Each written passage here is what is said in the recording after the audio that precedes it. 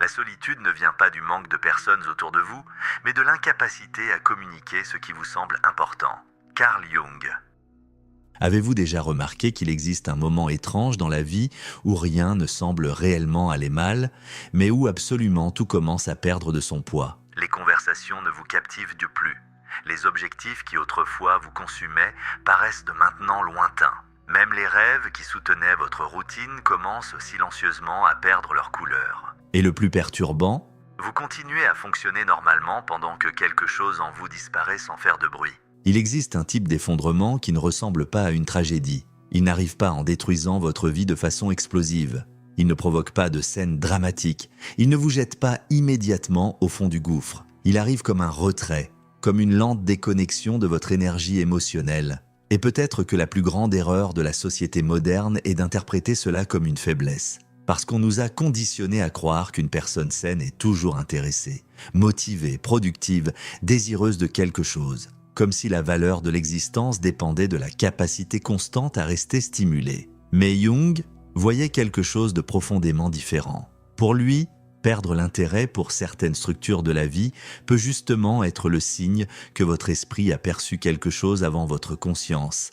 L'identité que vous avez construite n'est plus capable de soutenir votre vérité intérieure. Et cela fait peur, parce que pendant des années, vous avez peut-être vécu en vous appuyant sur des rôles émotionnels très précis. Le fort, l'indispensable, l'intelligent, l'agréable, celui qui résout tout, celui qui ne déçoit jamais. Vous apprenez ces personnages beaucoup trop tôt. Vous les apprenez en observant le regard des autres, en comprenant quelle partie de vous reçoit de l'amour et quelles parties doivent être cachées pour garantir l'acceptation. Alors l'adaptation commence. Vous ajustez votre comportement, vous contrôlez vos impulsions, vous anticipez les rejets.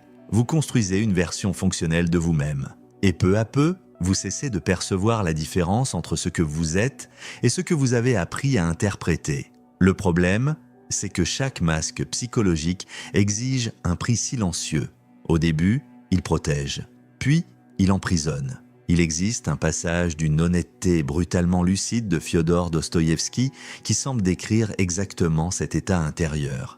Il est terrible de réaliser soudainement qu'au cours de toute sa vie, on n'a pas vécu pour soi-même, mais seulement réagi aux attentes invisibles des autres. Et c'est peut-être exactement ce qui commence à se produire lorsque l'intérêt disparaît. Parce que le désintérêt ne naît presque jamais du néant. Il naît lorsque votre énergie psychique cesse de croire à la structure que vous maintenez. Vous continuez à aller aux mêmes endroits. Vous continuez à répéter les mêmes habitudes. Vous continuez à répondre aux messages.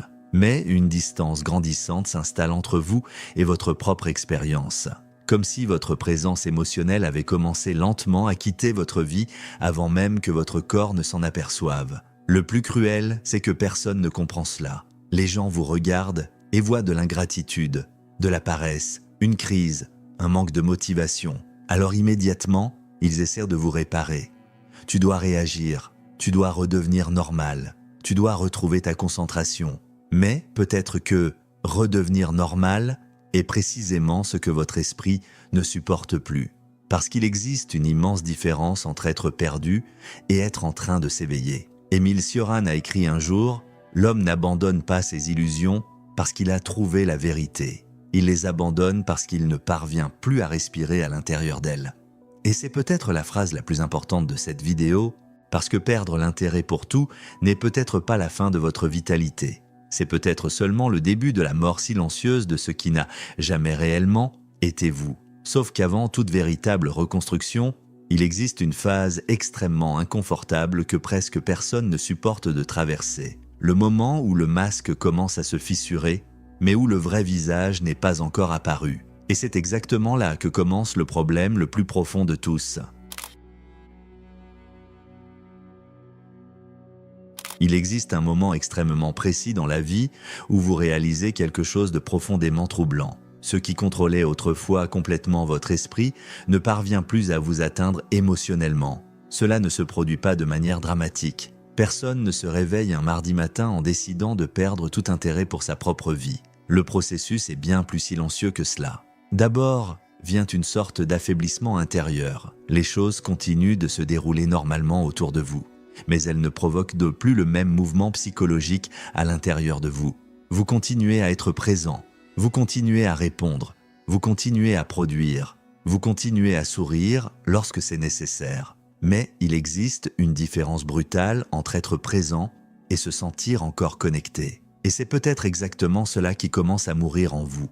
La connexion émotionnelle avec l'identité qui a soutenu votre vie jusqu'ici. Le problème, c'est que la société ne sait pas interpréter ce phénomène. Elle ne reconnaît que deux états, fonctionnels ou brisés. Alors, lorsqu'une personne commence à perdre de l'intérêt pour ses propres ambitions, ses propres liens ou sa propre routine, les diagnostics rapides apparaissent immédiatement. Paresse, crise, manque de but, burn-out, dépression. Mais Jung percevait quelque chose de bien plus profond dans ce type de vide. Pour lui, l'esprit humain n'est pas statique. Il fonctionne comme un organisme vivant qui abandonne constamment d'anciennes structures afin de permettre des réorganisations intérieures plus profondes. Seulement, il existe un détail cruel dans ce processus. L'ego interprète toute perte d'identification comme une menace de mort. Et cela explique la peur. Parce que lorsque l'intérêt disparaît, vous ne ressentez pas seulement de l'ennui. Vous avez l'impression de vous perdre vous-même. Imaginez quelqu'un qui a passé 20 ans à construire une image précise. Le professionnel compétent, le partenaire idéal, l'enfant exemplaire, la personne forte qui ne s'effondre jamais. Pendant longtemps, cette identité a fonctionné. Elle organisait votre vie. Elle donnait une direction.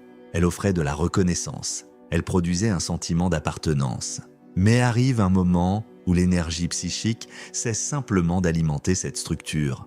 Non pas parce qu'elle a échoué, mais parce qu'elle est arrivée à sa fin. Seulement, l'ego n'accepte pas cela facilement. Alors la résistance commence. Vous essayez de récupérer artificiellement l'enthousiasme. Vous consommez des vidéos motivationnelles. Vous cherchez de nouveaux objectifs.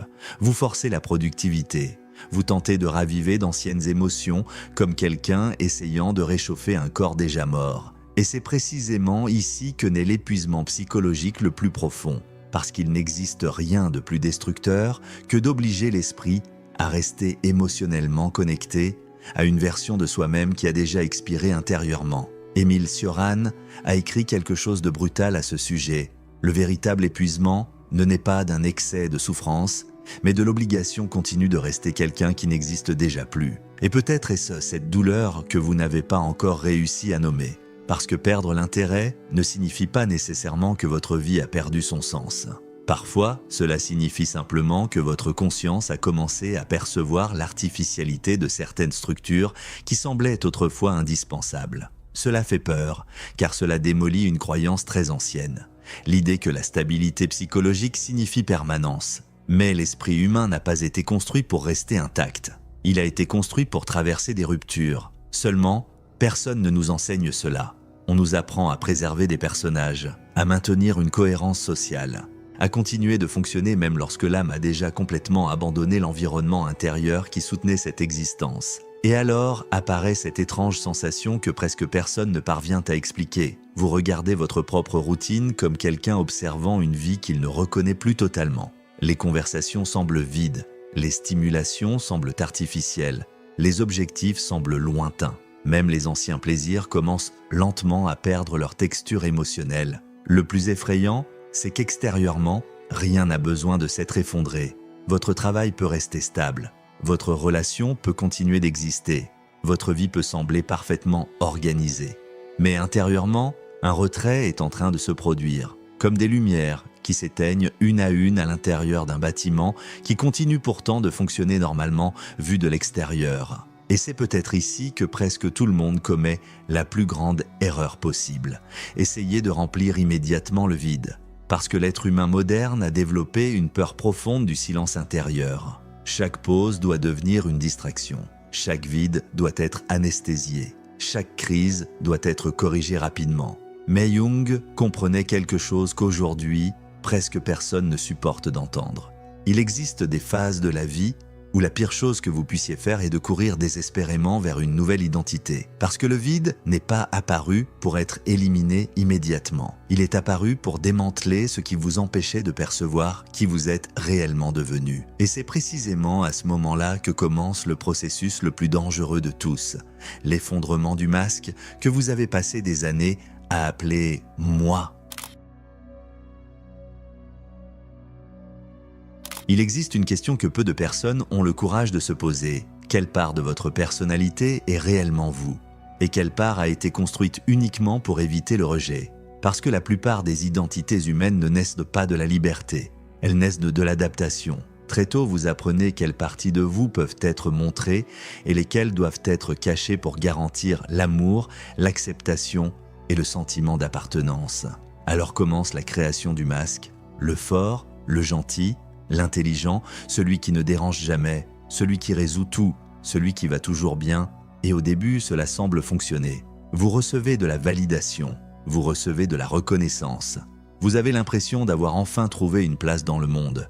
Mais il existe un prix psychologique extrêmement élevé à vivre trop longtemps loin de sa propre vérité émotionnelle parce que chaque masque exige un entretien constant. Vous devez surveiller vos comportements, contrôler vos émotions, réprimer vos impulsions, gérer l'image que les autres ont de vous. Et cela produit lentement de l'épuisement. C'est là que naît la dissociation. Vous continuez à fonctionner socialement, mais vous commencez à perdre le contact avec vous-même. Et le plus effrayant, c'est que cela paraît rarement dramatique vu de l'extérieur. Votre vie peut continuer à être organisée.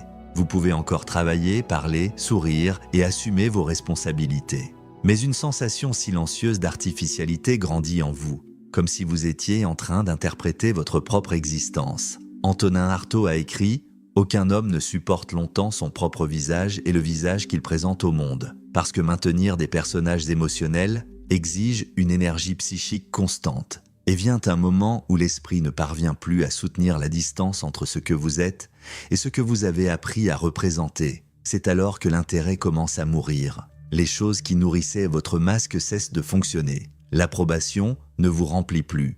La reconnaissance perd son impact. Les applaudissements semblent vides. Et alors surgit la peur, parce que sans cette identité, vous ne savez plus exactement qui vous êtes. C'est cela, la véritable terreur psychologique. Non pas perdre des personnes, un statut ou une stabilité, mais perdre la structure intérieure qui organisait votre perception de vous-même. C'est pourquoi tant de gens sombrent dans le désespoir lorsqu'ils commencent à ressentir le vide. Non pas parce que le vide signifie nécessairement destruction, mais parce qu'ils démontent le récit qui soutenait leur personnalité. Et presque personne n'a été préparé à exister sans personnage. Alors commence la tentative désespérée de reconstruction immédiate. Une nouvelle version, une nouvelle image, une nouvelle obsession. N'importe quoi pour empêcher le contact direct avec le silence intérieur. Mais Jung comprenait quelque chose de brutal.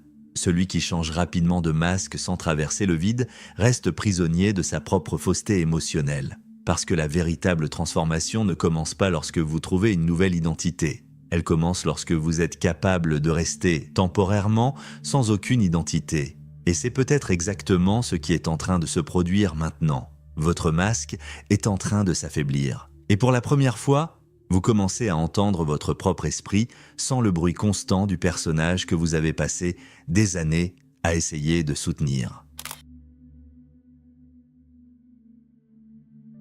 Il existe une phase de la vie où vous réalisez quelque chose de profondément troublant. Plus rien ne parvient à vous captiver complètement. Les choses existent toujours. Les gens continuent de vous parler. Les engagements continuent d'exister. Mais intérieurement, tout semble lointain. Comme si votre présence émotionnelle avait lentement commencé à abandonner la réalité elle-même. Et le plus dangereux, c'est que presque personne ne comprend cela correctement.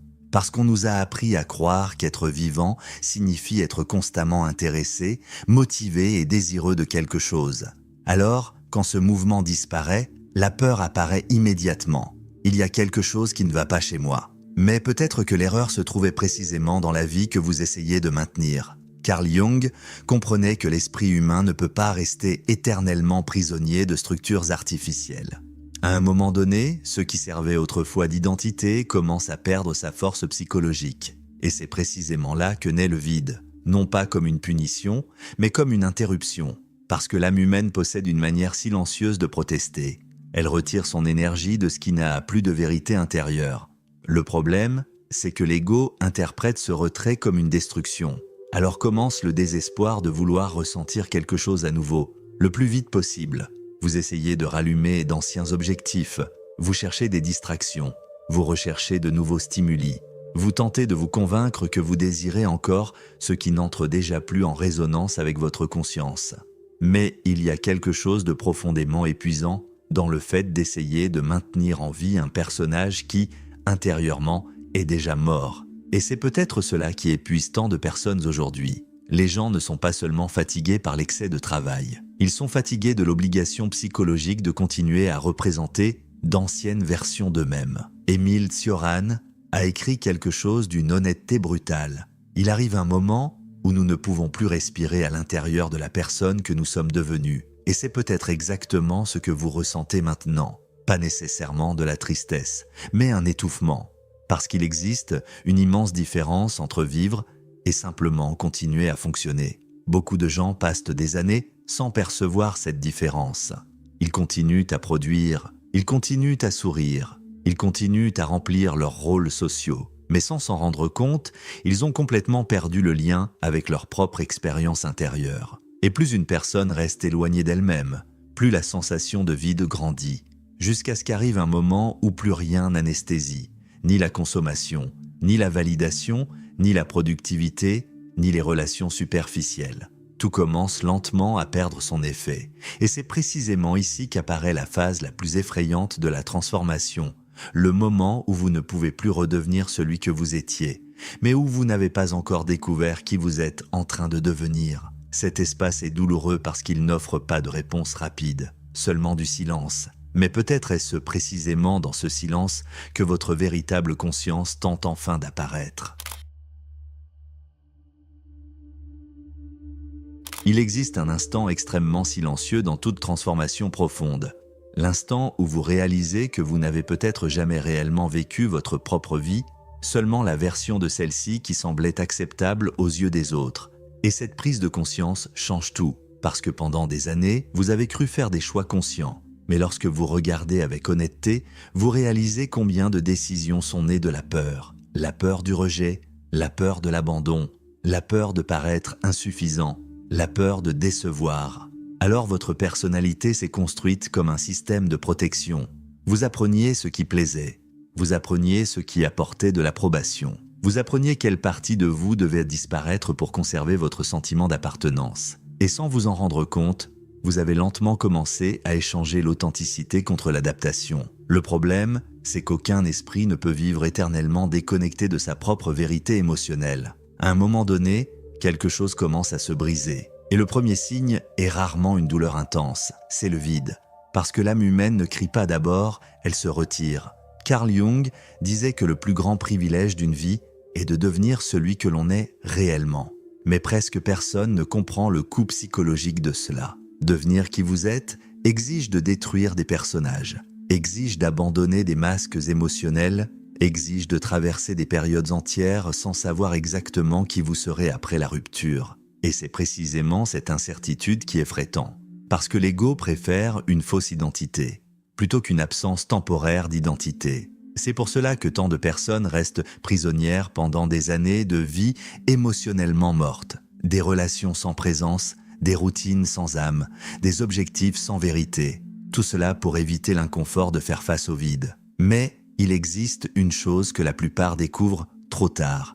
Le vide n'est pas apparu pour vous détruire. Il est apparu pour interrompre une existence construite par pure inertie psychologique. Parce que la liberté exige une responsabilité brutale. La responsabilité d'arrêter de jouer un rôle. Et peut-être est-ce précisément ici que votre véritable vie commence. Non pas lorsque vous trouvez enfin toutes les réponses, non pas lorsque vous recommencez à ressentir une motivation constante, non pas lorsque le vide disparaît complètement, mais lorsque vous cessez de fuir vous-même, lorsque vous acceptez que certaines versions de vous sont réellement mortes, lorsque vous comprenez que perdre l'intérêt n'était pas une faiblesse, c'était une rupture, c'était l'épuisement du mensonge, c'était l'effondrement inévitable d'une identité qui ne pouvait plus soutenir votre conscience.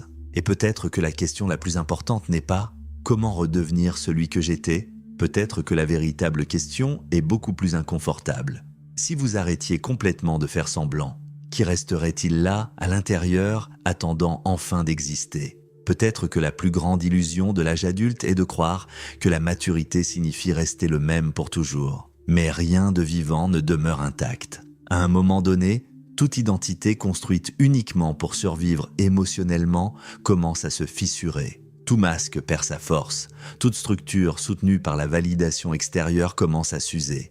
Et le premier signe n'est presque jamais une douleur intense, c'est le désintérêt. L'intérêt meurt en premier parce que votre esprit perçoit avant votre conscience ce qui ne possède plus de vérité en vous. Alors peut-être que le vide qui vous effraie tant n'est pas une erreur psychologique. Peut-être est-ce simplement le silence qui apparaît lorsque votre ancienne identité commence enfin à perdre le contrôle de ce que vous êtes devenu. Carl Jung disait que personne n'atteint la conscience sans traverser sa propre obscurité. Et peut-être est-ce exactement ce qui est en train de se produire maintenant. Non pas une destruction définitive, mais une rupture nécessaire. Parce qu'il existe une différence brutale entre se perdre soi-même et perdre seulement le personnage qui prétendait être vous. Et peut-être que, pour la première fois depuis longtemps, votre esprit tente de vous rapprocher de ce qui est réel, même si cela passe d'abord par le vide, même si cela détruit d'anciennes certitudes, même si vous devez rester un certain temps sans réponse, parce que certaines versions de vous n'étaient pas faites pour durer. Elles étaient seulement destinées à survivre jusqu'au moment où vous seriez prêt à vous éveiller d'elles. Et peut-être que la question la plus importante n'est pas « qu'ai-je besoin de récupérer ?», mais plutôt « si tout ce qui soutenait votre identité disparaît, qu'y reste-t-il à l'intérieur lorsque le silence commence enfin ?» Merci d'être resté jusqu'à la fin de cette vidéo. Dans un monde où presque tout le monde court pour se distraire, prendre quelques minutes pour affronter sa propre pensée est déjà un acte rare. Et peut-être que la chose la plus importante que vous avez comprise aujourd'hui est celle-ci. Tout vide ne signifie pas destruction. Parfois, cela signifie simplement qu'une ancienne version de vous a enfin perdu sa force. Merci de faire partie de cette chaîne. Abonnez-vous à la chaîne pour continuer à explorer les aspects les plus silencieux, inconfortables et profonds de l'esprit humain. Partagez cette vidéo avec quelqu'un qui semble perdre intérêt pour tout, mais qui est peut-être simplement en train de s'éveiller d'une identité qu'il ne parvient plus à soutenir. Et écrivez dans les commentaires « Mon ancienne version ne me définit plus », parce que parfois, le reconnaître à voix haute est le premier pas pour arrêter de vivre uniquement en pilote automatique. Activez la cloche pour ne pas manquer les prochaines vidéos.